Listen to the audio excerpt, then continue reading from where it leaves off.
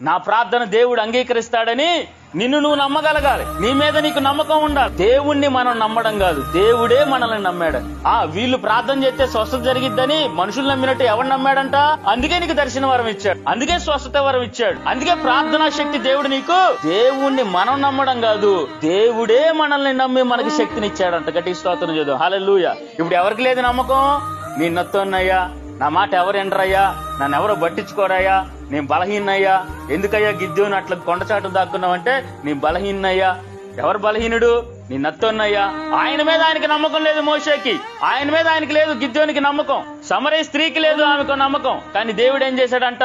నువ్వు నన్ను నమ్మడం కాదు, నేనే నిన్ను నమ్ముతున్నానని దేవుడే వాళ్ళ దగ్గరికి వచ్చి వాళ్ళని బలపరిచాడు.